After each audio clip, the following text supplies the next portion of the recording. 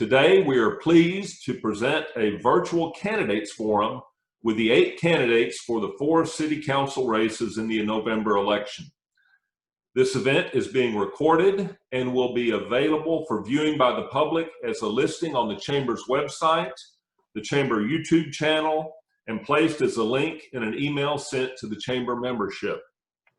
We could not have these events without our sponsors and gratefully thank our following sponsors for supporting this event: First Security Bank, Unity Health, First Community Bank, Mize Heating and Cooling, Riverwind Bank, and Bryce Corporation. I also want to thank Buck Lane, President and CEO of the Chamber, Tara Cathy, Vice President of the Chamber, and Jennifer Skinner, Public Relations Coordinator for the Chamber, along with the Government Affairs Committee for ideas, planning, and execution of this event. Tara and Jennifer are serving as Zoom hosts and will manage the participants and recording of this event. For audience members, they suggest you use the speaker setting to have the current speaker highlighted on your screen. We are privileged to have Roby Brock as our moderator for this virtual candidates forum. Brock is familiar to many of you in his role as executive producer and host of Talk Business and Politics, an Arkansas television program dedicated to business, politics, and public affairs, airing on KATV Channel 7. It airs on Sunday mornings at 9:30, and he often provides reports and analysis on KATV Channel 7. Brock can also be heard providing commentary and opinion on KARN News Radio and NPRN's Arkansas affiliates. He is editor-in-chief of Talk Business and Politics, a magazine publication that is distributed to more than 16,000 business and political leaders throughout the state. Roby, thank you for serving as our moderator today. Our event is now under your guidance. All right, thank you, Charles. I appreciate it very much, and it is good to be with you all for this Searcy City Council Candidates Forum. As indicated, I'm Roby Brock, and I'll be your moderator for today. For everybody watching and for the candidates themselves, we're going to go in a particular order, which I'll outline here in a second, and then we will rotate it around. So kind of look for me to give some direction when things are coming your way, just to keep the trains running on time. Every candidate's going to be given an opportunity to have a 2-minute introduction. I'm not sure what the air horn will be or the shock therapy will be to get you to stop at 2 minutes, but someone will interrupt you at the appropriate time. But try to keep those responses very concise. Try not to go over that 2-minute limit. We're going to do about 4 or 5 questions that are centered around issues happening in the city of Searcy. You'll have 2 minutes to answer. Again, I'll do things in rotation as we go through a couple of different rounds of some different things here. If you've got something that you want to rebut with, the rules allow for 30 seconds. I would just say for orderly purposes, if it's dire enough that you need to rebut for 30 seconds, you'll have to do that. But if you feel like you can wait until it's your turn to talk and add that in, I'd be more than happy to let it happen when it naturally comes your way. Finally, when we get done with the Q&A portion of all of this, we will, all the candidates will have 1 minute to make some closing remarks as well. So with all of that in mind, let's begin with our opening statements, which I hope will address the question of why you are running for this office and what you hope to accomplish as a member of the City Council. We're going to start with Ward 1, Position 1 candidates first. That's Logan Cothran and Kenneth Ulrey. And Logan, I'm going to let you be the first one to deliver your opening remarks. Okay, Robert, thank you very much. I am Logan Cothran. I'm running for the City Council, Ward 1, Position 1. I'm a graduate of Ball Knob High School and Hendrix College. I fulfilled my military obligation through 6 years service in the Army National Guard. My wife and I moved to Searcy in 1959. We've been here ever since. And on October the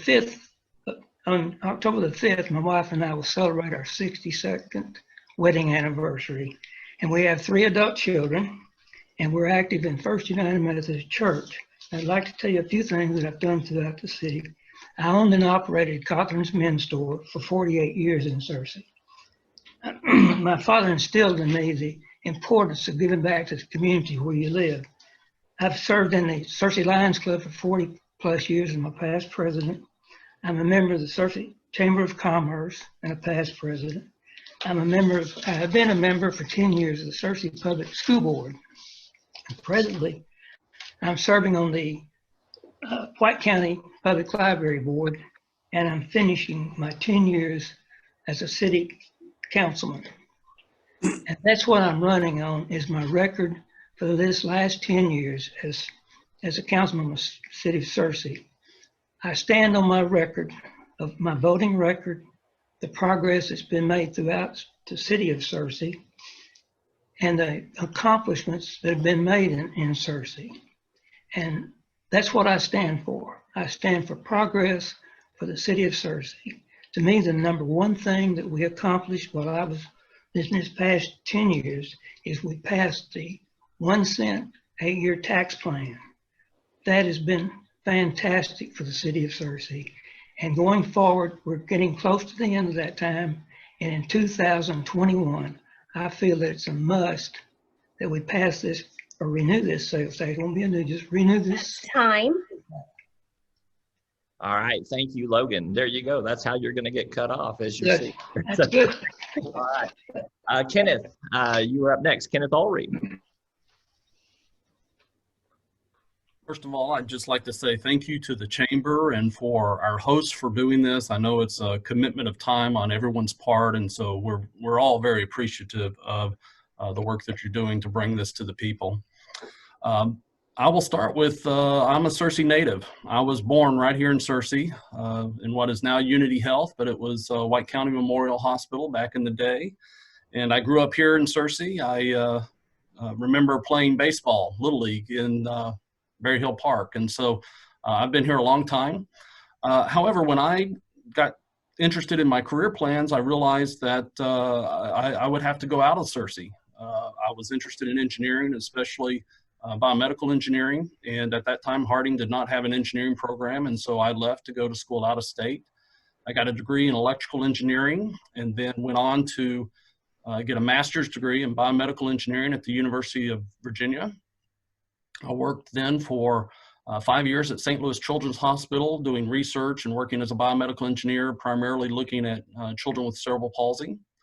I then decided to go on and get a PhD. So I've got a PhD in bioengineering from the University of Utah. And when I finished that time, I looked around and I had young children. I had a daughter that was in kindergarten, another one that was preschool, and another one that was 1 year old. And I said, where do I want to raise my family? And I thought, there's no place like home. Searcy's home. And so I wanted to come home and raise my family here. And so we moved back to Searcy in 2004, and I started teaching at Harding. Harding had started an engineering program then. And even during that time, I had worked with students to try to bring them to a knowledge of some entrepreneurship. Generally, what I want to support is a good business environment, and I'll be happy to talk about that just a little bit more in a minute. All right, thank you, Kenneth. Let's move to Ward 1, Position 2. That is Karen Marshall versus David Morris. And Karen, by alphabetical order on your last name, you're going to get to go first.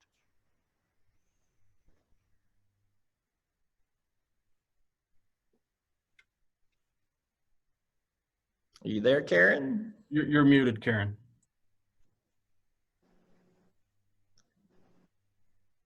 Can you hear me? There you go. All right, Karen, we can hear you now. Go ahead. I'm Karen Marshall. I've been a citizen of Searcy for almost 30 years. I'm a business owner. I have the privilege of working with over 270 children every day. Thus, I'm a big supporter of the sports programs and the opportunities that they provide. As a business owner, I develop budgets, I create plans, I write grants, and I do a lot of adhering to policies and procedures from state and federal agencies.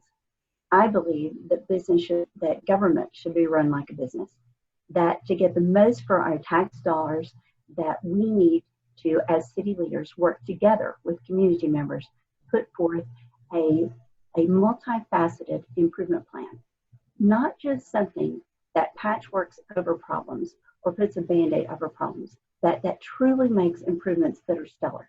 For example, if we are making renovations to our sports programs or community centers, I believe that they need to be state of the art so that we can bring in state and regional tournaments to our city so that people from the outside can come in and stay here, play here, and eat here to increase our business revenues, which in turn increases our tax base.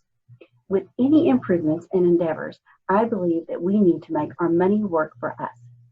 Someone once recently asked me, why would anyone drive through Jacksonville and Cabot to come to Searcy to play in a tournament? I said, that's easy. Because in my vision, it's not just about the sports complexes, but it's that within eyesight of the sports complex, there would be a wonderful, a fabulous water park with colored slides for families to be able to enjoy between games or after games, so that it's something different, it's something unique, it's something that other communities don't have. They would ask for Searcy by name. It's all in the vision and the master plan. It's all about the big picture and doing due diligence. All right, thank you, Karen. All right, David Morris. Good morning, everyone. First of all, I would like to thank the Chamber of Commerce for putting this forum on. And Roby, thank you for being our moderator, and Charles for coordinating the event like you did. I want to thank the viewers that are on today for their interest in the city of Searcy and the upcoming races. Certainly, I'm appreciative of all the citizens in the city. I want to encourage everyone to get out and vote. It's most important that you vote. Another thing that's very important right now is our census count. A lot of people do not realize how important for the distribution of various funds at the federal and state level to our cities and counties that the census is. Most of you all know me. I've just previously served 8 years as your mayor here in the city of Searcy, serving from 2011 through 2018, at which time I decided and chose to retire. Everyone's asking me, why do I want to come out of retirement now to serve as your city council member for Ward 1? First of all, Ward 1 is a very diverse ward. It goes from the east end of Searcy all the way to the west end of Searcy, across the northern tier of our town, basically East Ray Street and north. But I feel like that my 42 years of experience in local government qualifies me very much for this position. I served as your mayor. I stand on my record during the time that I did serve as mayor.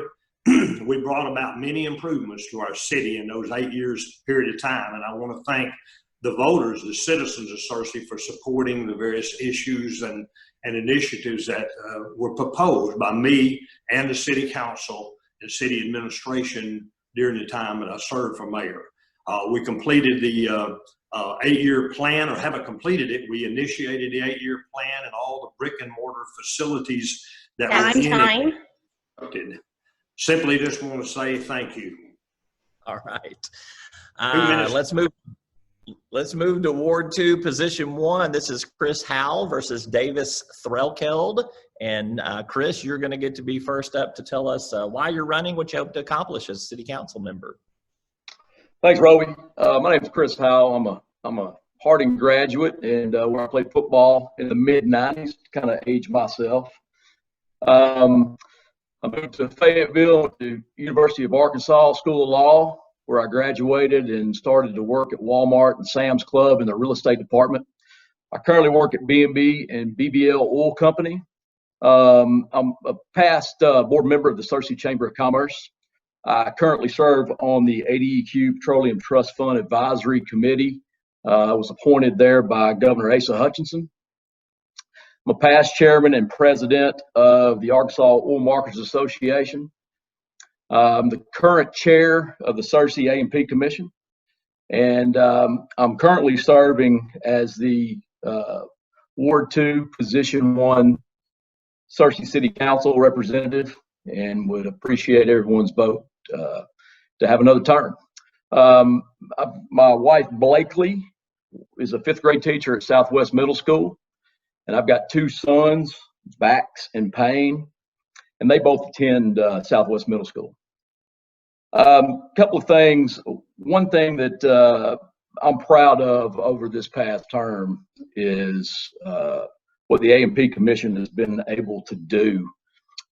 We recently unanimously passed or voted to send a bond issue to the City Council, which was unanimously approved to send to the voters of Searcy to approve bonds to do improvements on the sports complex here in Searcy. The sports complex is going to be a big deal for Searcy. It's exciting. We need everyone to go and vote for it on February 9th, 2021. There's been a lot of work put into it, and there'll be a lot more to come out about. But anyway, thank you. See, this is one of the things we can't do with it being virtual. We can't have one of those big shepherd's hooks that just drags you off the stage when you're. That was a fast 2 minutes. Very, very, very well done, though. All right, Davis, it is your turn. Tell us why you're running for the City Council. Great. My name is Davis Terrell-Kelt, and I am running for Ward 2, Position 1. I'm very excited to be here and do thank Mr. Brock for agreeing to moderate. I do enjoy your conversations and your show. I like especially listening to when you talk to Mr. John Brummett. Those are always very interesting.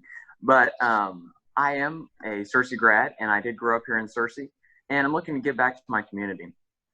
I am an unconventional candidate. My age is something that does stick out, but I'm running an unconventional campaign. I'm getting out and making sure that all voters are heard, because I truly believe that contact and when local leaders are in contact with the people that they represent, better decisions are made. So I'm looking, if elected, to make decisions and have my vote represent decisions that move Searcy forward, but also represent all the concerns of Ward 2. So I'm excited to answer these questions and very enthusiastic to be here. Thank you very much.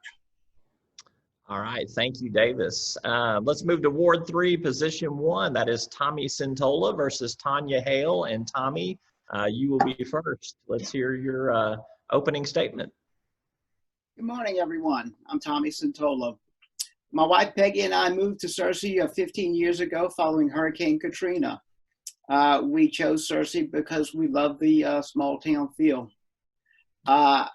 I love to share my knowledge of cooking by writing a food column for the Daily Citizen. It's one of my ways of giving back to the community. For 3 years, I've attended the city council meetings to be more informed about the community. I got involved when there was a project in my neighborhood. I passed a petition against the proposal, and I presented it to the city council, and it didn't pass, fortunately. But it was then that I knew that I really wanted to get more involved. I was selected to be on the A&P Commission, which I'm very proud of. As Mr. Howell mentioned earlier, we passed around we have a bond issue coming before the citizens for the sports complex, and it's going to be a great addition to the city. We've also upgraded equipment for the football and baseball programs. We've contributed money for the expansion of Riverside Park. Some of the things I'd like to see for the city is a new community center, a new location for the library, an addition to the swim center, and possibly a food truck festival. But we also need to work on existing issues, more jobs, better drainage, better roads. You know, all of those are going to make Searcy a better city. I feel it's time for a new voice and a new set of eyes, and that's me. Sometimes it's better to have somebody that hasn't grown up inside Searcy, just to have a fresh look on things. I'll have a dedicated phone line for the citizens. That's time. All right, Tommy, let's move to Tanya. Tanya, let's hear your opening statement. First, I'd like to thank the Chamber for hosting this event. My name is Tanya Hale, and I've lived in White County my entire life and in Searcy for over 20 years. I've worked in EMS in the city of Searcy for over 25 years, and I'm currently the Director of Operations at North Star EMS. Being in public service has given me the opportunity to attend numerous council meetings over the past 10 years and build relationships with our local leaders. I am married to Norman Hale, who's a retired major with the White County Sheriff's Department with over 32 years of service to our county. We have 2 children who both graduated Searcy High School. Jacob, who is a graduate of ASU and is now a paramedic supervisor at North Star, and Paige, who is a Harding University graduate with a master's in teaching and currently teaches English at Newport High School. Our family is members of the College Church of Christ. I believe there may be challenges as the city grows, but we need to focus and be responsive to those needs. We need to work on job development, encourage local shopping, supporting our small businesses. We also need to be transparent and open to new ideas. We also need to support our children and provide them with such things as nice sports complexes, community centers, and libraries to help our children stay here and not travel to other cities to obtain these things. I ask for your support, and I feel that together we can make a difference. All right. Thank you, Tanya. Thank you to all of you for those great opening statements here. We're going to probably get a little repetitive in our first question here, and I am going to rotate the respondents for this. Just to give you a heads up here, I'm going to come into Ward 1, Position 2. Karen and David are going to be the first ones to answer this next question. I think that you guys addressed a lot of this in your opening statements, but I want you to hone it down a little bit so everybody can absorb it a little bit more. I want you to talk about just 2 pressing concerns that you have for the community. Tell me what you think the 2 most pressing concerns are and what you plan to do about them. Karen, you'll go first. One of the most pressing concerns that I see is that we need a visionary plan, that we need to put something in place. And that way we have somewhere to look forward to and to budget and plan around.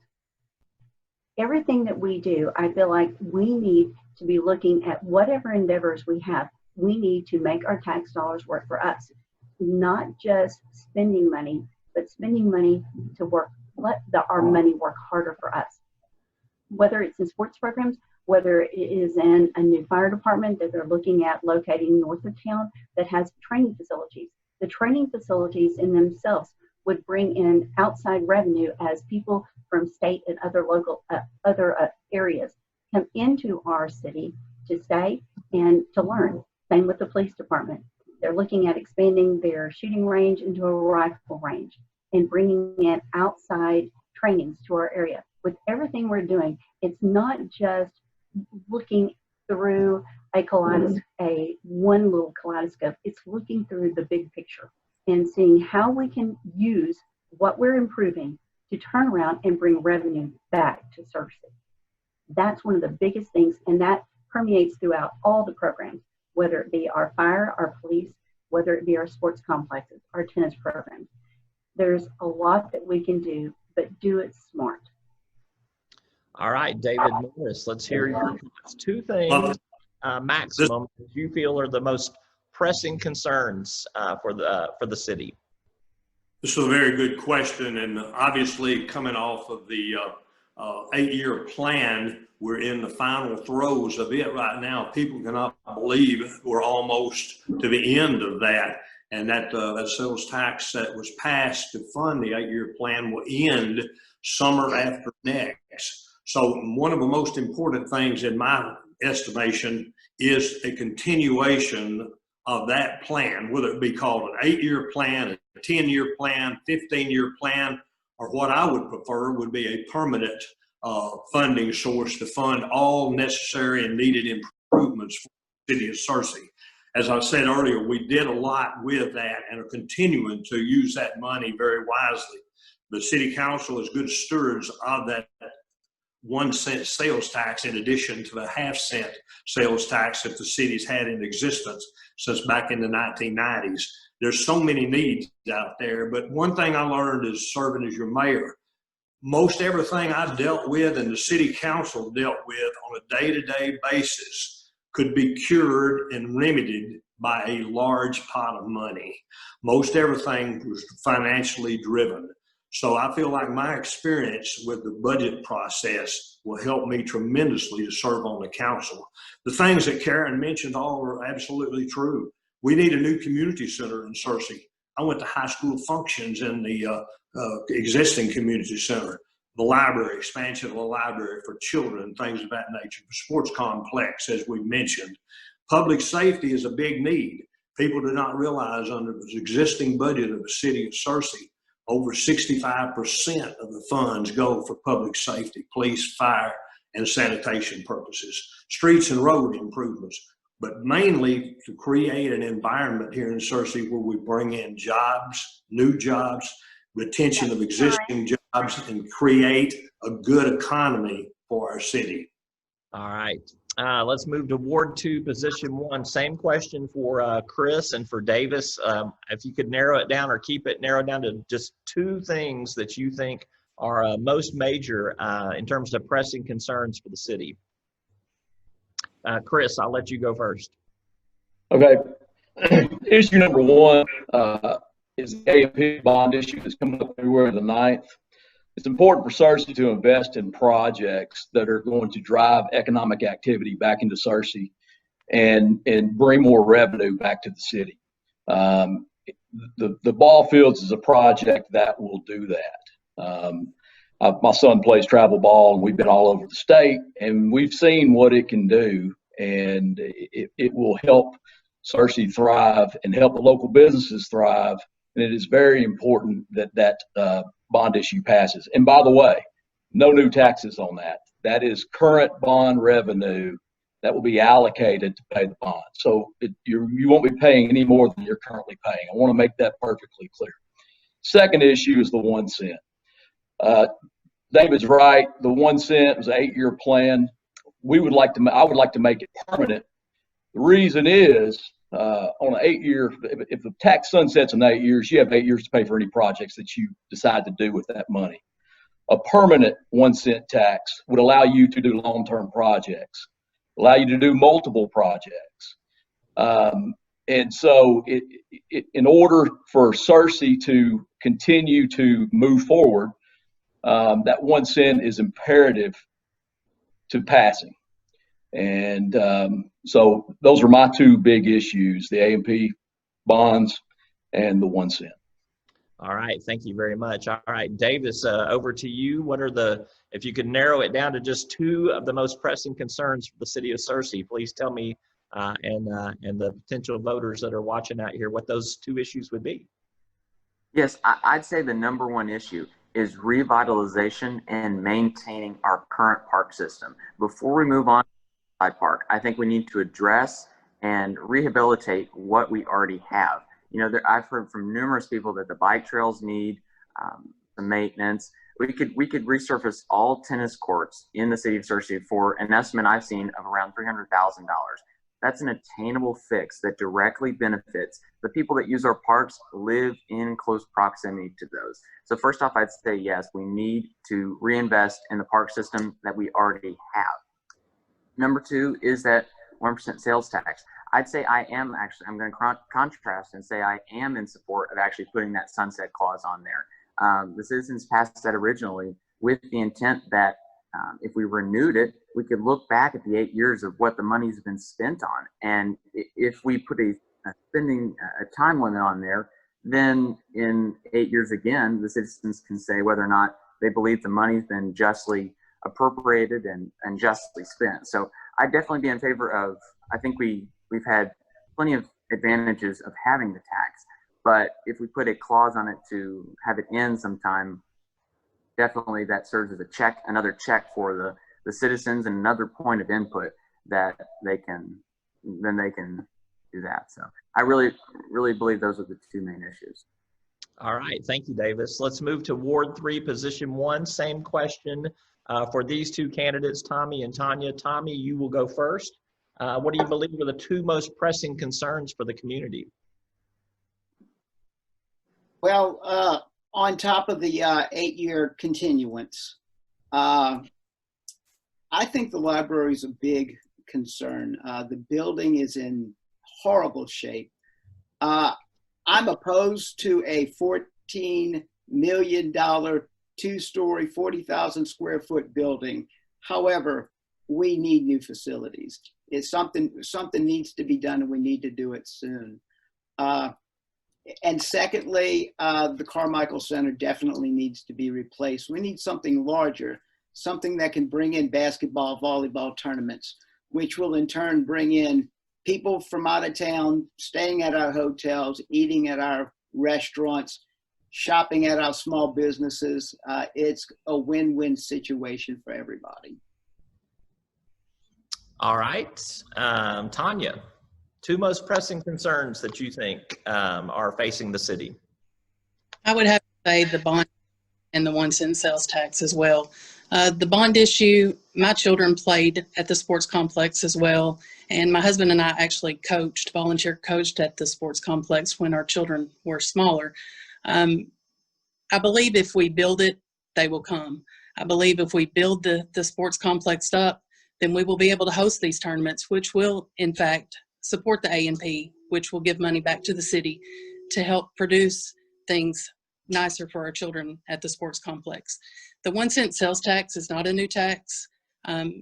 We do need to look at what that sales tax does for each department, because each department in our city is very important, whether it be fire, police, street sanitation, parks and rec. So we need to continue that so that we can make things nicer for our city. All right, let's move to Ward 1, Position 1, Logan and Kenneth. Logan, I'm going to let you go first on this one. Again, you probably talked about some of these things in your opening statement, but let's narrow it down to two things that you think are most pressing for the community. Okay, that's a hard thing to do. But number 1, 2, and 3, and 4, as far as I'm concerned, is the 1 cent sales tax. You know, once we passed that in 2014, I think it was, it opened up a lot of things and allowed us to do a lot of things that we couldn't do before. We have, in the last 5 or 6 years, we've paved more streets inside the city than we did the previous 20 years. We've done 2 major drainage programs.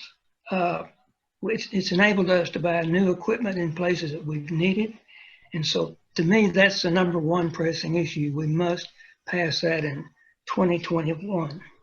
Secondly, I'm torn between the library and the community center, but I'll speak for the library just a minute since I'm on the library board.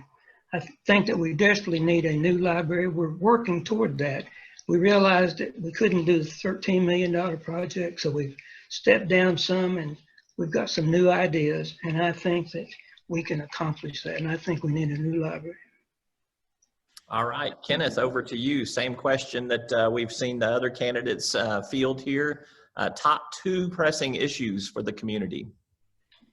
Yes, what I will address are the 2 issues that I think are most important, and something that's really not talked about a lot with the city council, and that is the crime that's in Searcy. It seems to be escalating. We've had a number of armed robberies. We've had a number of shootings and even recently some murders. And so I would like to see an increased police presence to make sure that that is reduced or eliminated. I think a lot of it is probably drug related, and so that is something that needs to be addressed. Then the other thing that I think is important is creating an important business environment. From 2016 to 2019, I served as the Waldron Center for Entrepreneurship and Family Business at Harding University as their director. And as a part of that, I was able to visit with a number of Searcy businesses. Over 30 Searcy businesses were visited in the summer of 2019.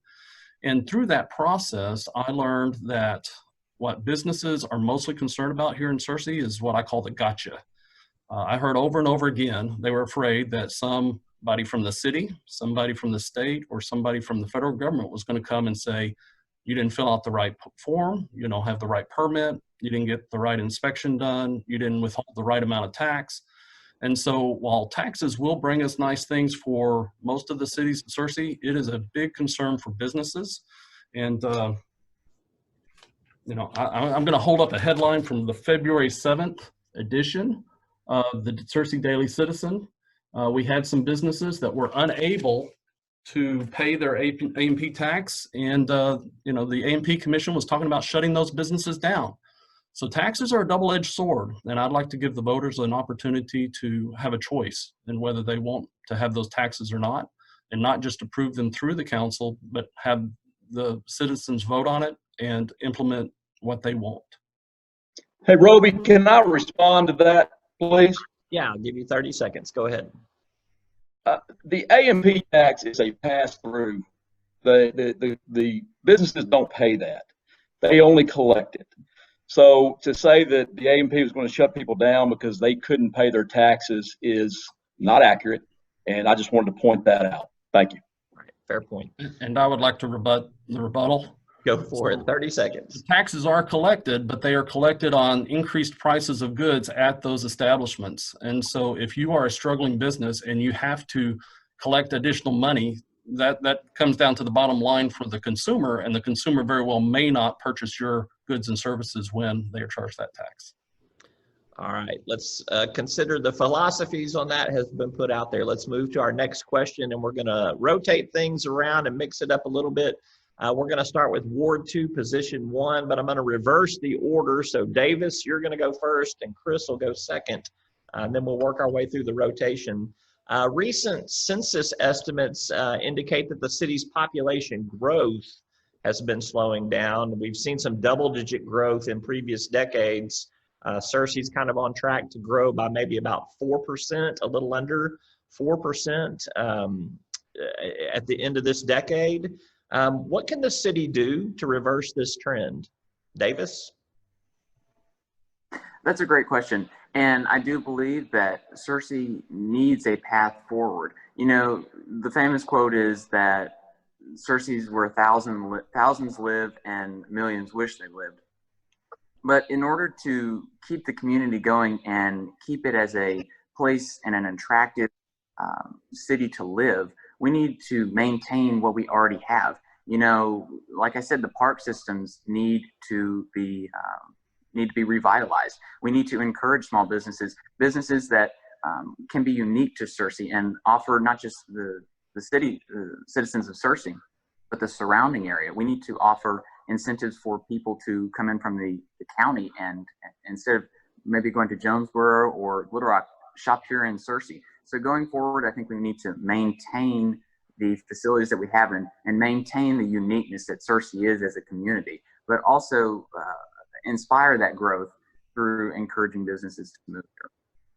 All right, Chris, how about you? How do we improve the growth rate for population in Searcy? It is slowing down. What can we do to attract more people to come to the community? Well, I'm gonna say that maintenance isn't the answer. We need to invest in projects that are going to increase our revenue, that will allow us to do more projects. It's self-perpetuating.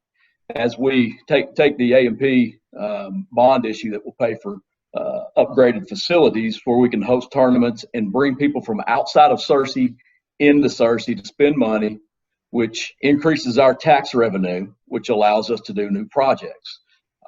Our budget is strapped as it is, and that we're having trouble maintaining the things we have. We have to grow. Searcy is in a unique position. It is the last city on 167 where people can really live and still work in Little Rock. So if we can improve quality of life, I agree, bike trails need to be improved. Parks and Recs needs to be improved. Things that improve quality of life, recreation activities, Riverside Park, it's all there for us. We need to improve them, and I think we will start attracting people from Little Rock that are looking for a community like Searcy. We all agree Searcy is a great place to live. It's where I've chosen to raise my kids.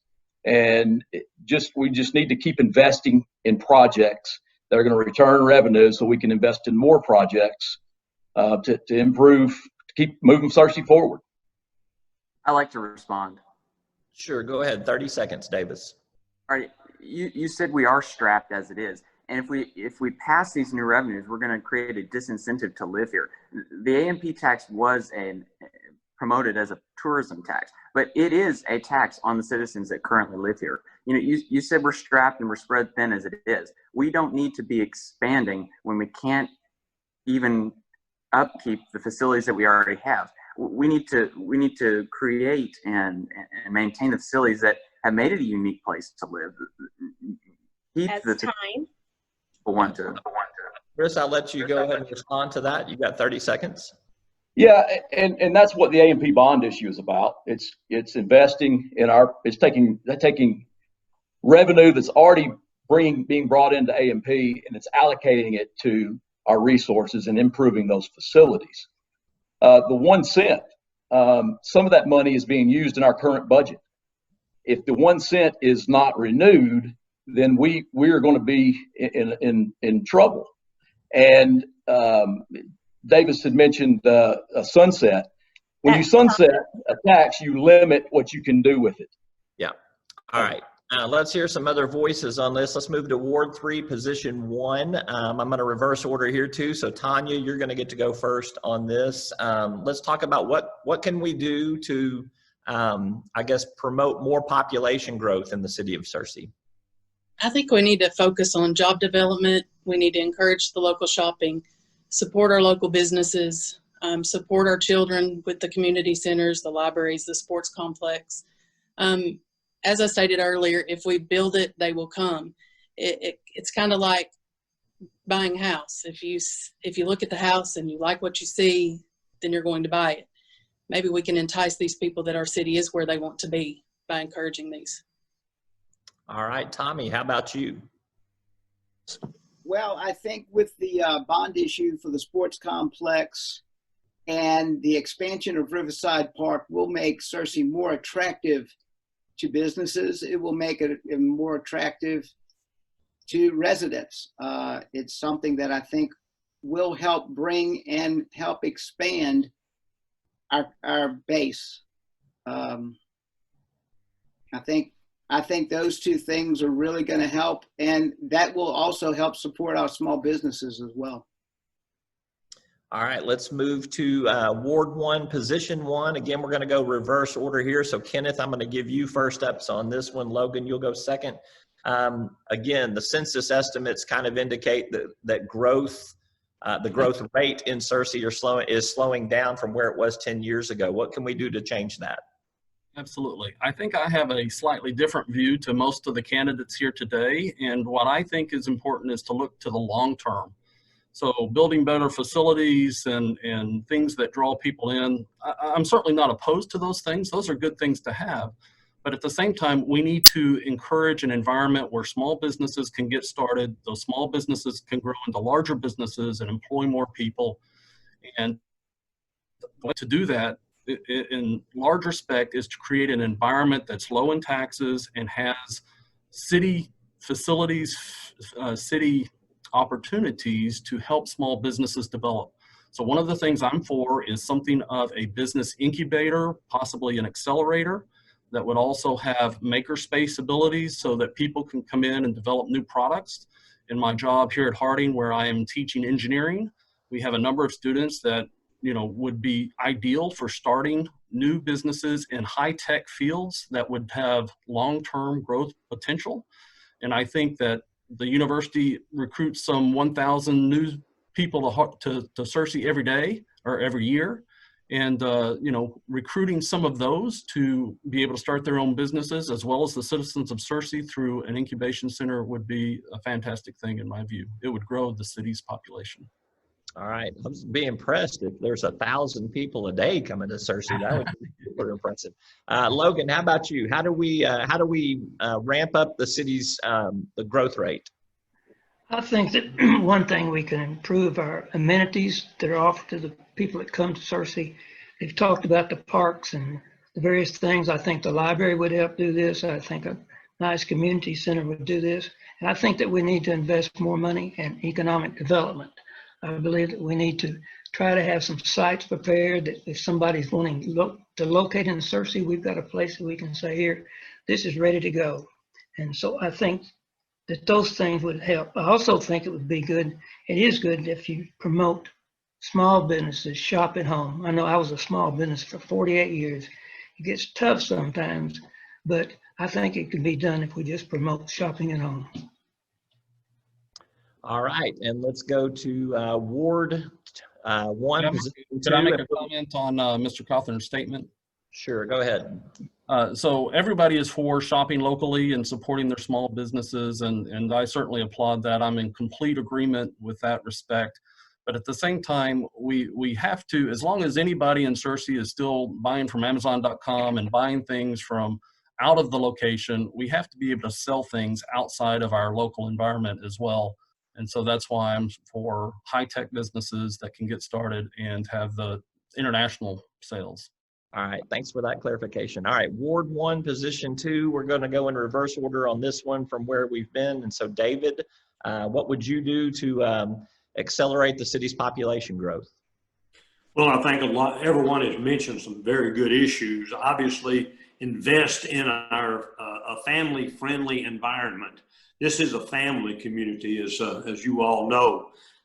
The job opportunities, the business, the economic development that's been mentioned, absolutely.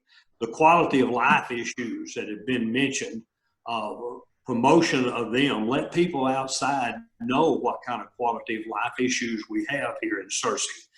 We're very proud, obviously, of a lot of the things we've done. One issue that has not been mentioned is the fact that there's not many housing opportunities, affordable housing opportunities here in Searcy. I'm aware of only one new subdivision that's under construction right now in Searcy where someone could come in and buy a lot and build an affordable house to live in. That's an issue that we addressed while I served as mayor. There's other issues out there that the new Highway 13, what we call the connector route that runs around our city. There's a lot of development opportunities out there that need to be looked at and expanded there again to give new business opportunities, new places for business, new places for growth, things of that nature. But I feel like the things that have been discussed and talked about, mainly the family-friendly environment that we have here in Searcy, to bring people in, to attract people, things of that nature. All right, and last voice on this question, Karen, what would you suggest would be a good policy if you're elected to the city council to stem this or to encourage and boost this population growth slowdown? Well, first of all, I agree with the improvements for Searcy. We've said that several times thus far. But I also think that we need to look a little bit further. If we're talking about bringing families in, yes, creating an environment that's family friendly is wonderful. We all agree on that. But looking forward, looking at how we actually bring industries here. We have a big conflict with Little Rock because they have a big advantage on us. They have the waterways. So we need to look at what we have and put in place, whether it be through SERDC, is to look at ways that we can entice businesses to come here, entice industries to come here, whether it be assisting with drainage, assisting with streets, assisting with various projects that we have for them. It could be rail extensions, something that we can do to entice businesses to come here and then go out and seek out these businesses. People who come in, the industries, let them come to us. But let us have a reason to have them to want to come to us. Let us be able to give them that incentive. That's what it's all about. All right, and thanks for fighting through that technical snafu there. We're about halfway through our forum right now. I want to compliment you all for obviously giving very thorough and thoughtful answers here, and I really appreciate the civil discourse that we're having here when we do have some disagreements or some rebuttals on some things. Thank you for keeping it as professional as you are. Let's keep that up. David Morris mentioned this topic. It's the subject of our next question. We're going to start with Ward 3, Position 1. And Tommy, I'm going to come to you first on this. What is your position on annexation of surrounding land into Searcy, particularly that area around the new Highway 13 extension? Give me some explanation on that. Well, I was at the public hearing when that was brought up a few years ago. And the citizens involved, well, they're not citizens of Searcy. They are very much against the annexation. I don't see how we can force them to become a part of the city if that's something they really don't want to do. And you know, if we need to expand we need to find ways to expand, but at the expense of the people whose land it is, and they are very much against it. I don't see it happening. I'm opposed to that. All right, Tanya, how about you? What's your position on annexation of the surrounding land into Searcy, and particularly around this Highway 13 extension? I agree with Mr. Santola. It's hard to listen to the people that own these properties that, you know, they tell you if they wanted to live within the city limits, they would move into the city limits.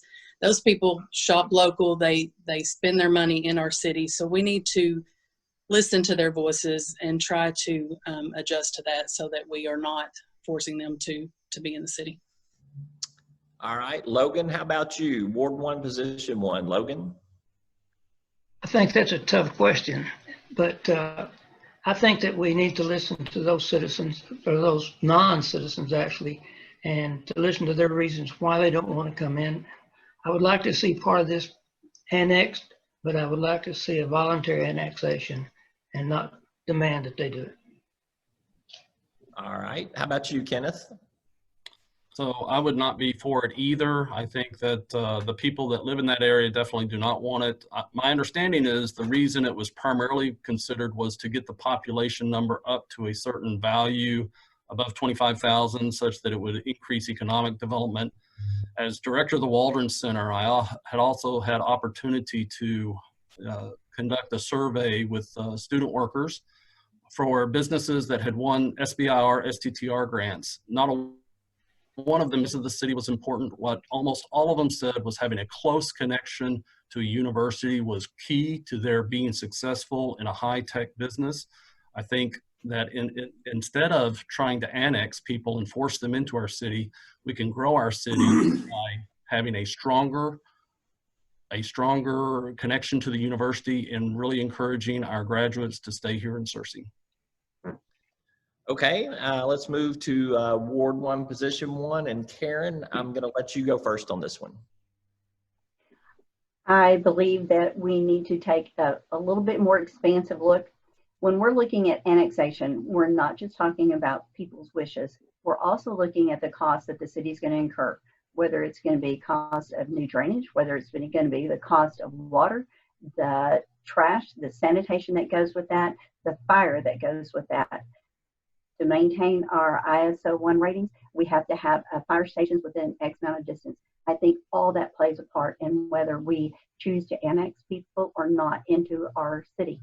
And I do think that they have a right to have a say. I definitely agree with the opportunities that are available when you hit that 25,000 mark, but I think there's alternative ways that we can get there. We need to look at the big picture, not just at the single issue. Okay. And finally, let's go, Chris, Ward 2, Position 1. Your thoughts on this particular topic? What's your position on annexation around Searcy? What's your, particularly the Highway 13 extension area? Well, I think it's important to look at it kind of from a macro perspective and say what's best for Searcy. I know there's going to be people, I've talked to people out there that are for it, people that are against it. We just need to weigh the benefits with the detriment, so to speak. And from the city's perspective, you know, we need some quality controls along 13 to control what goes out there. Some ordinances that restrict what can be built on 13 to control what happens in the city. And I think it's important to look at all those issues holistically and make the best decision for the city. And so that's what I would do if it was put before me. All right, Davis, you get the final word on this. Yes, I'd say. You know, the old political adage is. Come on, David. I said Davis gets. I'm sorry. Yeah. I'm All right, sorry. go ahead. All right, Davis. You did skip me over on Ward 1 a minute ago. But I'll wait to the very end. All right, I'm sorry about that, David. Davis, go ahead, and then we'll come back to David. I apologize. I'd say first and foremost, we do need to weigh the pros and cons and the benefits that it would bring not only to the citizens that live out there, or to the residents that live out there, but the and the additional burden it would bring to the city. So two things taken into consideration. Definitely the residents that live out there and their sentiment around that, but also the benefit or con against the city if we do annex that. All right. And David, I apologize for skipping over you there. I had checked you off as if you'd already spoken, just keeping up with my notes there. So that one's definitely on me. David, let's No problem, Roby. I topic. Statement. The annexation issue, when you talk about it, I'm going to use an old political adage. You've always heard the expression that some of my friends are for it, some of my friends are against it, and I'm going to stand by my friends. And that was kind of a situation that I would put in when I was mayor when this issue came up. Undoubtedly, one of the hottest issues that we faced while I served as mayor. And the packed public hearing that we had at City Hall was proof to that. I agreed to holding that public hearing to get pros and cons, as Davis just has addressed. One of the issues that started out was to protect the integrity of the new Highway 13 connector route, where the city had regulatory authority over the new areas that would be within that connector route, where it came in the city limits and exited the city limits. There's areas that are not in the city limits at the present time.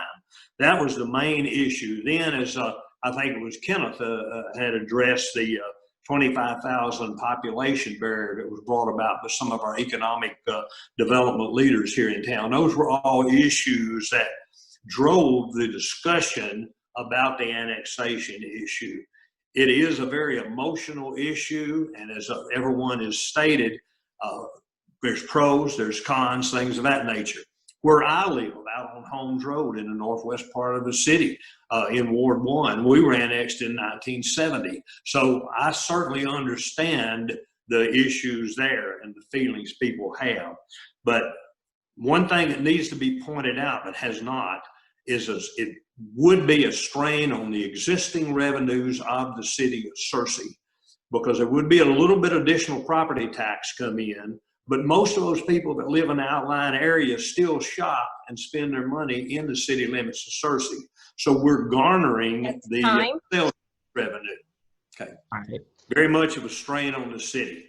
All right. Let's move to another topic. We have been hitting in this in bits and pieces throughout this conversation, but I really want to hone in on what you guys think are the most important infrastructure issues within the city and how they need to be addressed. So let's go a little bit deeper into that. Let's start with Kenneth in Ward 1, Position 1. I'm gonna let you go first. Logan, you'll go second.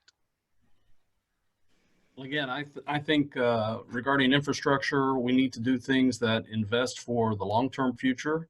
As I mentioned a moment ago, I think that having something of a business incubator, some things that are not specifically infrastructure, but I think other things that would help that is one place within the code of enforcement, perhaps a single new position that I would call a small business advocate.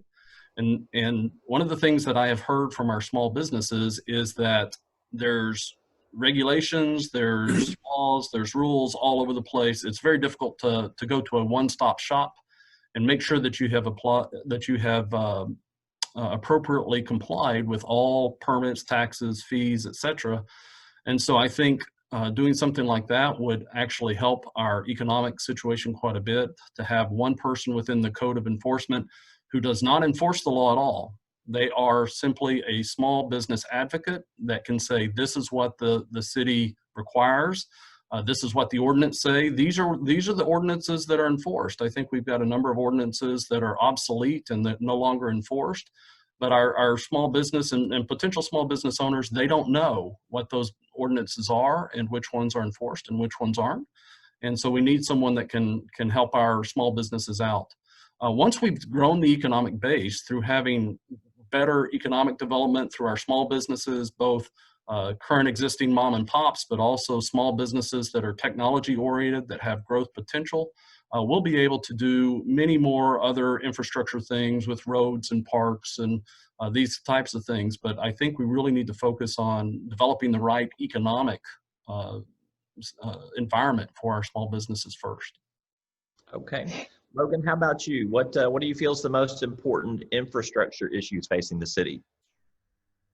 I think part of it is streets, still maintaining our streets, maintaining our sanitation department trucks and equipment, because that's probably the most pressing complaint, or the most normal complaint, is people griping about not getting their limbs and that sort of thing picked up. We need to continue to work on our sanitation equipment. We need to continue to upgrade the police department. We have an excellent fire department. We need to work on those. And then I think that we need to work on like I said, the library and some other things that add amenities for the citizen themselves. All right, Ward 1, Position 2. Let's, David, you're up first on this one. Let's talk about infrastructure within the city. Well, I think everyone's addressed the question very well. I think there's about 3 words that sum that up, and that's the 8-year plan. And that's the continuation, as we've already talked about the 8-year plan. Everything that we've addressed in here and been addressed so far, it was part of that 8-year plan. It was very comprehensive. The one thing that had to fall out of the 8-year plan that I've regretted is the fact that we did not be able to build a splash pad here in Searcy for our children. When we moved to the indoor pool, it took the money away from that, and the city council voted to take those funds and apply them to the indoor pool. A new outdoor pool in conjunction with our swim center would be fantastic. A new community center, we've already addressed that issue. The sports complex, the playgrounds, and hopefully the AP tax and the bond issue will help that. The library is another issue that is very sensitive to me. We tried to do a new library. It might have been too big, too complex. The funding source might not have been right, but we certainly need a new library, because I grew up in the library we have now. Logan hit the streets and the drainage. Very much important issues. Think where we'd be in the city of Searcy if we did not have BB Caps Expressway and now the new bypass. The new bypass, the connector route, takes about 7,000 vehicles a day, and it removes over 2,400 vehicles out of the city limits of Searcy, out of our main streets. But the streets, the drainage issues, very, very important. So I think basically talking about infrastructure, just continuation of a new plan. There again, will it be 8-year, 10-year, or a permanent?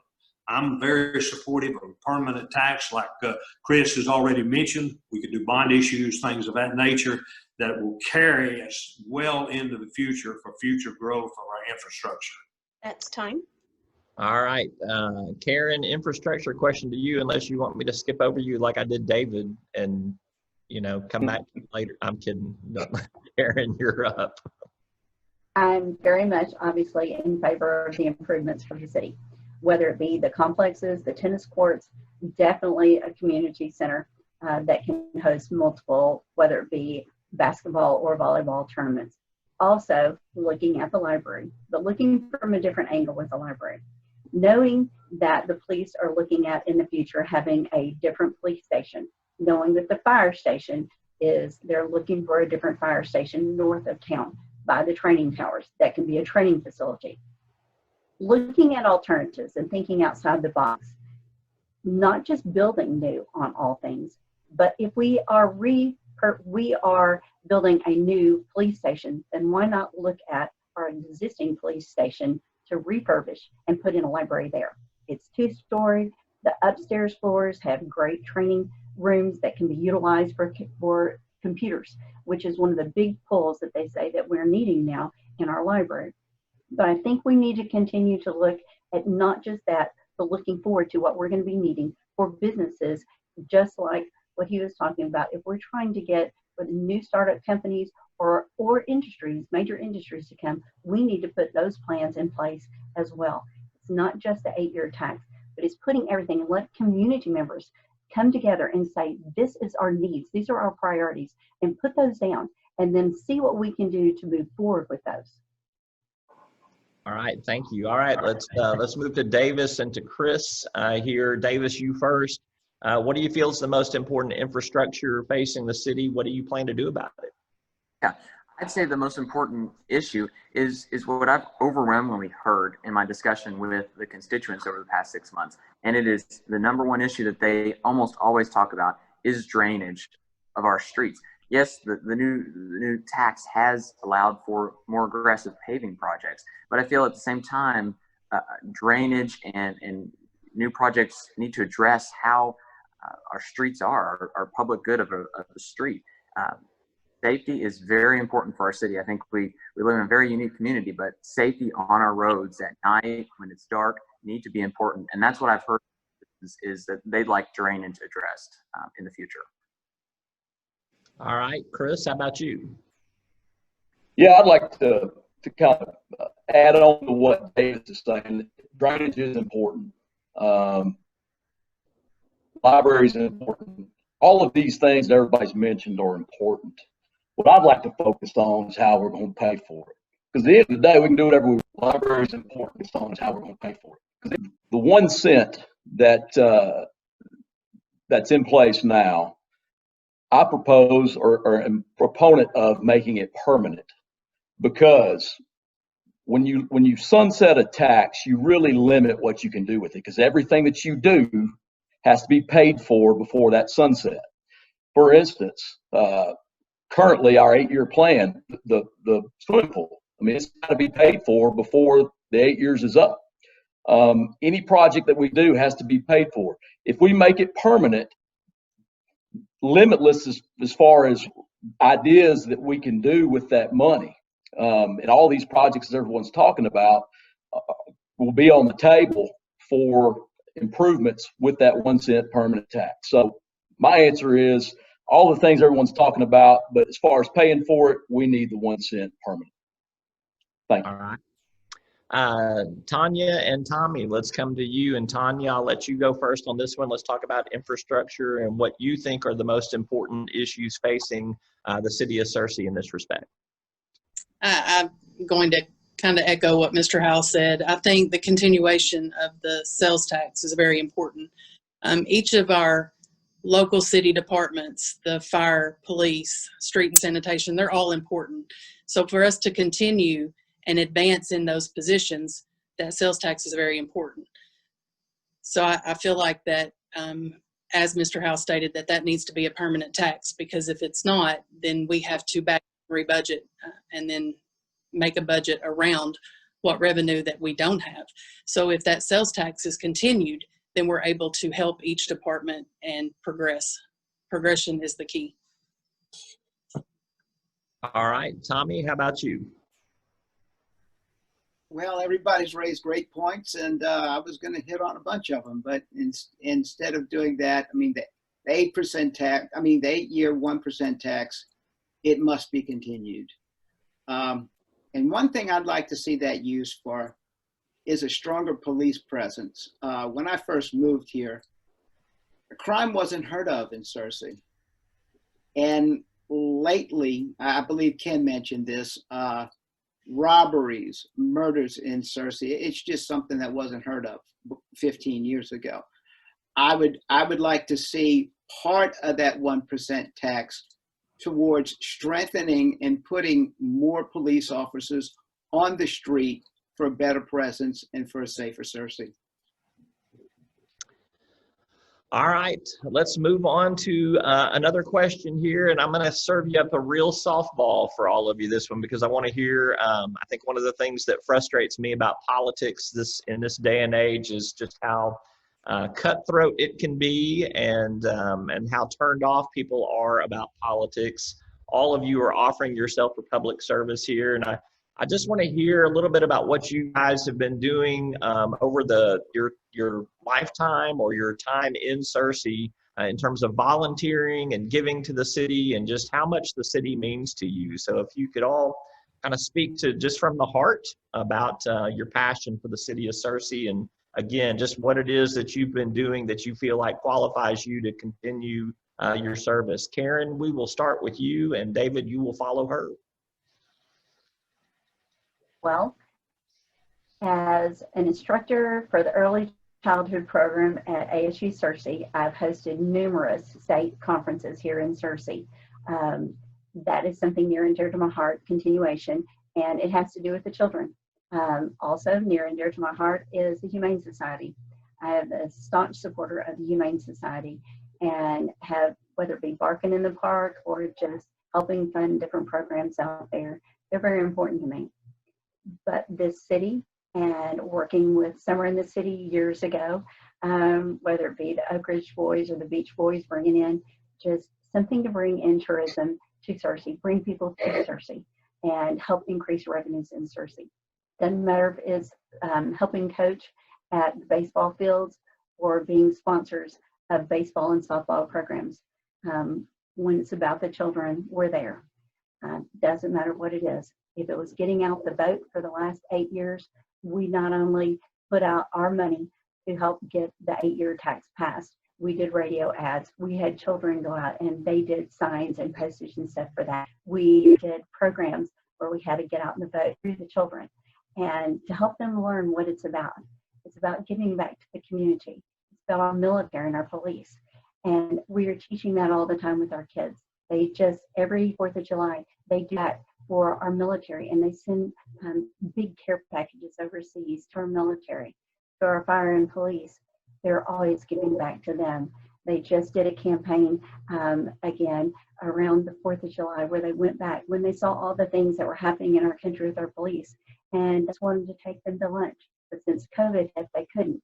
So they gave them money to take themselves to lunch and let them know with a note that we appreciate them, because we do. We wouldn't be the community that we are without our fire and police. And they mean a lot to us. All right, David, how about you? Why are you as passionate as you are about Searcy and your previous service, which you've talked about a little bit here? What makes you still want to give to Searcy? Roby, you mentioned the word cutthroat, and at this time, I want to simply say that I am so happy and glad that the City Council of Searcy, along with the administrative offices, all run nonpartisan. They run independent. In my 8 years of serving as mayor of Searcy, I never saw partisan politics play a bit. My experience in dealing with the Arkansas State Legislature, with my time at the Association of Arkansas Counties, I saw a lot of partisan politics at play. And I'm simply delighted that we don't have that on the Searcy City Council or in Searcy City government. There's 8 members of the council, and a lot of people may not realize it's a collaborative effort. Everyone has to really work together, because any appropriation measure to spend money obviously takes a 2/3 vote by state law, which is 6 members of the council, then has to be approved by the mayor. But most important, the money has got to be there. The funding source has got to be there. I'm not entering into this to be overlooking the mayor's shoulder as a previous mayor. I just simply want to put my experience, my knowledge, my ability to work for the city of Searcy, to represent the people in Ward 1. I can go through my many qualifications there. Again, I served as county judge in this county back in the 1980s. One thing I have not mentioned, I'm a member of the First United Methodist Church, where I've served as our chairman of our administrative board. I sing in our church choir.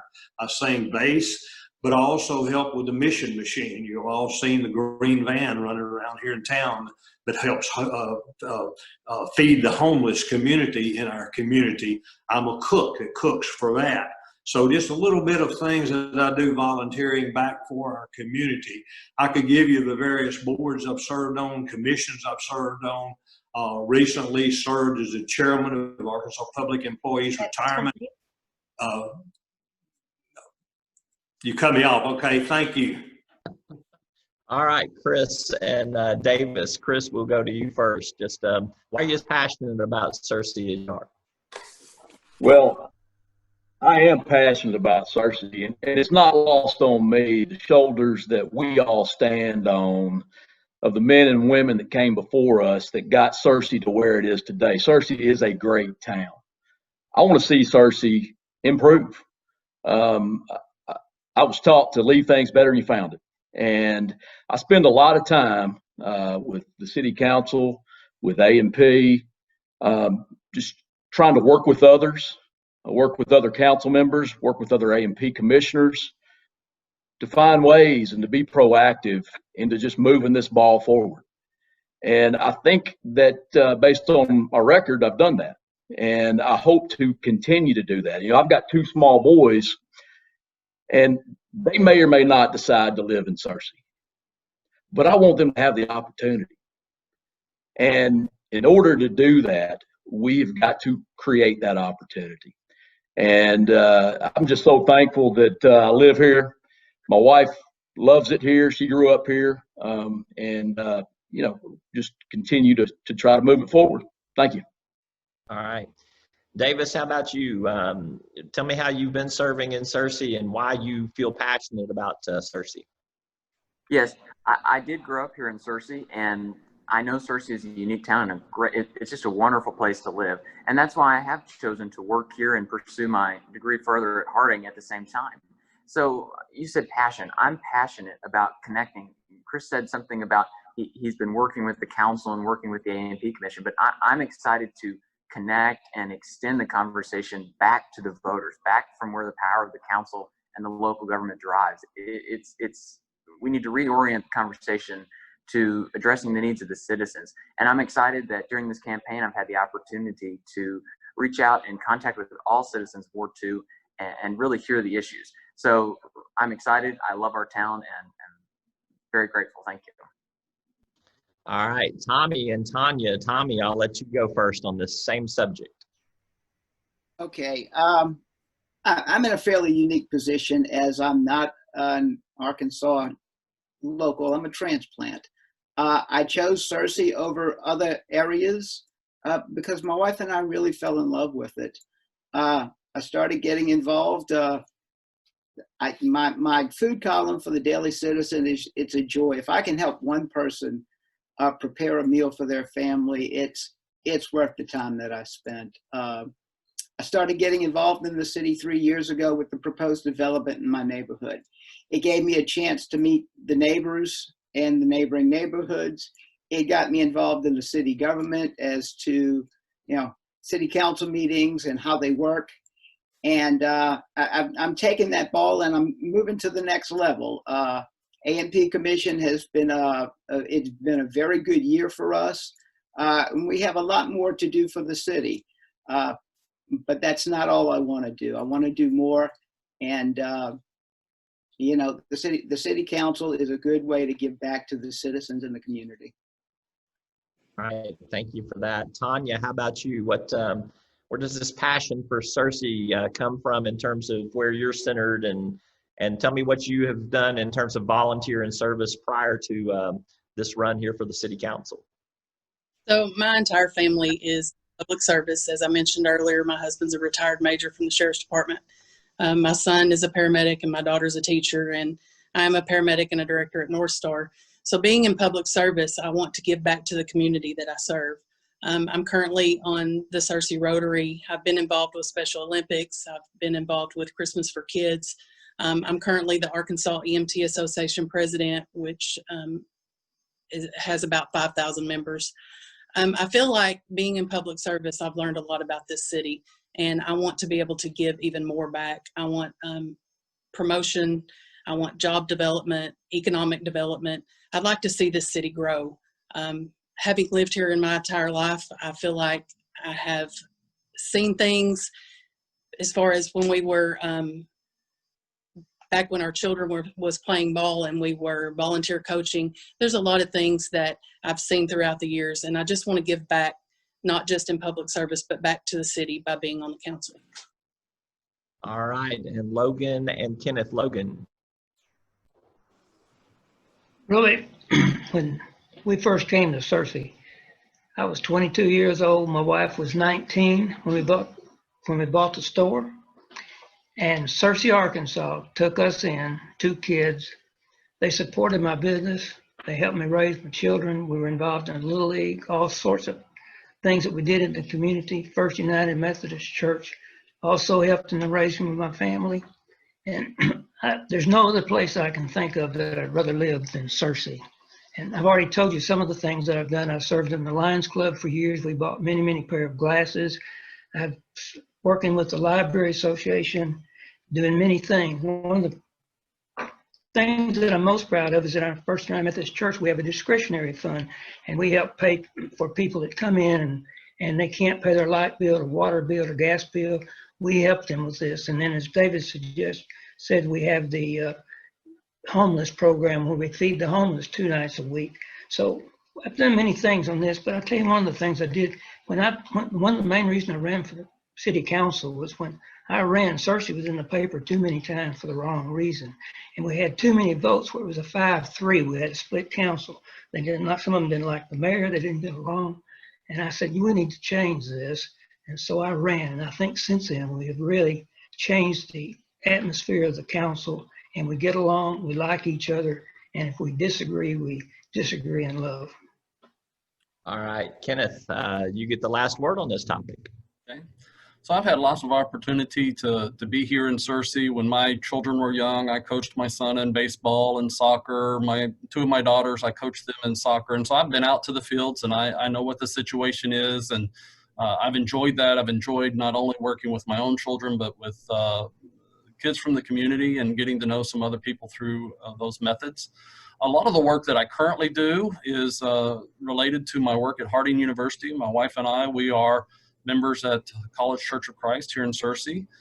And, you know, Harding is a Christian university, and there are lots of opportunities for helping with missions efforts and those types of things. Some of the things that I've done most recently in my position as director of the Entrepreneurship Center, and even now that I'm back more on the engineering side of things, has been to mentor students in various fields of business competitions. We've had those were not things that were necessarily specifically tied to my job. And for instance, this past summer, I mentored a finance student in looking at whether or not it would be feasible to have Harding alumni support a venture capital fund for right here in Searcy. And, you know, those types of things are not required of the faculty, but it was of interest to me. It was of interest to the student. It helped the student. This is a student that plans to go back to Northwest Arkansas and develop the economy there. We've had other students that I've mentored that have started businesses, but unfortunately they haven't started them here in Searcy. They've started them in other places where they're from or where the economic opportunities are better. And I'd love to see those be able to start right here. If we had a makerspace, I think the engineering program at Harding, we would have a number of faculty and students that would be interested in mentoring after school activities and robotics and programming and those types of things. And so those are some areas that I think, you know, a lot of people, not just myself, but a lot of people could be involved in future volunteer opportunities and really benefit our kids with activities, but also in something that they could use in a career. That's time. All right, thank you. All right, it's time for our closing statements. You get 60 seconds, so keep it tight so that Jennifer doesn't cut off your lips at the end of this year. We're going to go in reverse order. So Tanya, I'm going to let you go first. Tommy will go second, then I'll give further directions. So Tanya, you're up for closing comments. Okay, again, I want to thank the Chamber for this opportunity. And I just want to reiterate that I believe that there are challenges as this city grows, but we need to focus and be responsive to those needs. We need to work together on economic and job development, encourage local shopping, and support our local businesses, as well as supporting our children. I would appreciate your support, and I feel that together. Thank you. All right, Tanya Hale, thank you. All right, Tommy. It's time for a new voice and a set of eyes for Searcy. I feel my 3 years of attending every meeting gives me the knowledge of the city council workings and the issues facing the city, making me the right choice for city council. My experience on the A&P Commission makes me ready to represent the citizens immediately. The citizens must be a top priority. By making myself accessible, the citizens have their new voice and set of eyes. That's why I'm asking for your vote on November 3rd. Together, we can make Searcy a better place for the thousands that lived as millions wish they could. All right, Tommy Santola, thank you very much. All right, Davis and Chris. Davis, I'm going to let you go first with your closing remarks. All right. Yes, I believe that Searcy moves forward by maintaining what has made Searcy a great community and a unique place to live. You know, local officials, when the city council is in close contact with the citizens that they represent, better decisions are we open up the conversation to everyone, maybe through public hearings, being accessible as an elected official. Your allegiance and responsibility lies in the voters that put you in office. So I'm looking forward. That's what I'm doing in my campaign, and I look forward to carrying that through if elected. So I really appreciate everyone's vote on November 3rd. Thank you very much. All right, Davis Threlkeld. Let's go to Chris. First of all, I want to thank everybody in Ward 2 for letting me serve them for the past 2 years. I want them to know that I've been passionate about Searcy, about getting things done, about leading, about providing a vision for Searcy.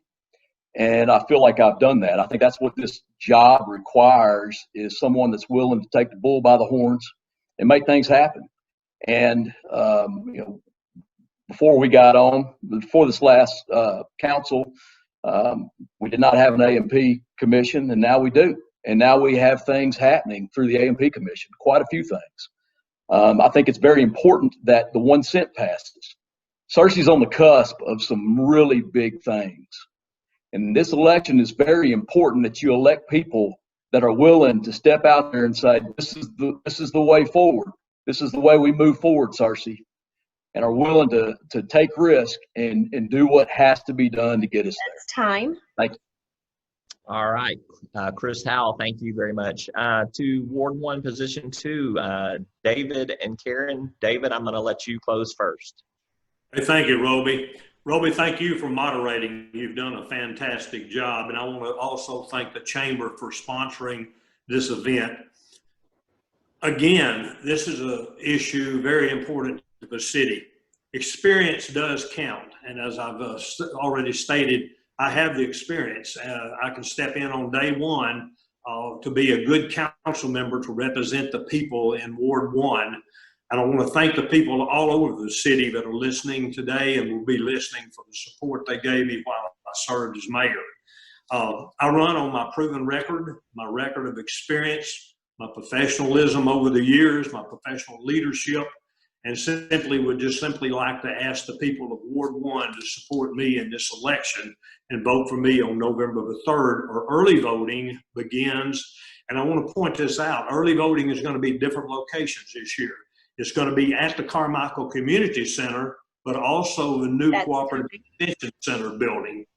God bless our city, and thank you very much for listening.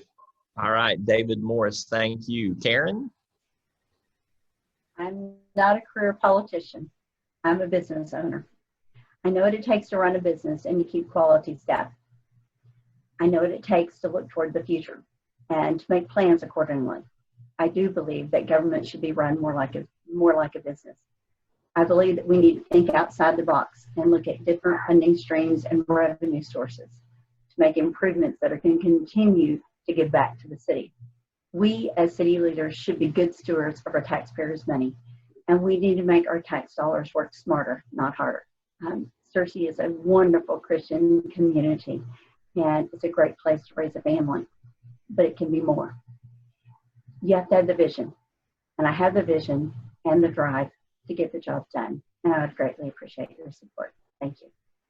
All right, Karen Marshall, thank you very much. And lastly, let's go to Ward 1, Position 1, Kenneth and Logan. Kenneth, I'm going to let you close first. Well, I too want to thank the Chamber and our host, Mr. Brock, as well as all those that are attending and watching. I'm encouraged by your interest in our city, and I think that we can help to move it forward. I think that one of the downsides of a nonpartisan election is it's very difficult to know generally what people's philosophy is. And I would say I'm very conservative. I'm very conservative fiscally. I'm very conservative socially. And there are at times when issues come before our city that are a social issue or a fiscal issue. And I'm going to be looking at those from a conservative viewpoint. I think my training in having a PhD in bioengineering, I critically evaluate information. I don't just say, hey, that's a good idea, a good project. Let's raise a lot of money and tax people and spend on that. I think it needs to be looked at very carefully. Thank you. All right, Kenneth Ulrey, thank you very much. Lastly, Logan. I too would like to thank the Chamber for hosting this event, and thank you, Robbie, for being the narrator. I saved my thanks for last because I wasn't for sure what I was going to get into today. And if I'm fortunate enough to win this election, I will continue to work to make Searcy, Arkansas the best possible place to live. All right, Logan Cothran, thank you very much. I want to thank all of our participants in the candidate forum today, everybody who is watching and will watch in the future, and we appreciate you tuning in. I wish all of the candidates the very best in this election cycle. I really appreciate your professionalism and the way you guys have conducted yourselves. I appreciate you offering yourselves for public service. It's very difficult in this day and age, and it speaks volumes about the quality of the types of people that you are, that you would be willing to serve your community that way. And I hope, win or lose, that you will stay involved in the city of Searcy and all of its potential regardless. So I know, as a person that does not live in Searcy but watches what goes on in communities all across the state, the eyes of the state of Arkansas are watching Searcy. They have seen your success, and they continue to pull for your future success too. So with all of that in mind, thank you for allowing me to be your moderator today, and I am going to turn things back over to Charles to wrap this up. Thank you again, Roby, and to all of the candidates for an informative event. Thank you again to all of our sponsors for this event today. First Security Bank, Unity Health, First Community Bank, Mize Heating and Cooling, Riverwind Bank, and Bryce Corporation. As a reminder, this event was recorded and will be available for public viewing on the Chamber's website, the Chamber's YouTube channel, and placed as a link in an email sent to Chamber membership. The Chamber staff will also prepare and place on the Chamber's website a candidate scorecard for an easy reference to candidate positions on issues affecting our community, as stated in the responses to the questions in our forum today. Our next In the Know virtual series will be held on October 6th. Randy Zook, President and CEO of the Arkansas State Chamber of Commerce, will address the amendments on November's ballot. More information will be provided to Chamber members as that date approaches. Thank you for joining this virtual forum. Tara will now end this Zoom meeting.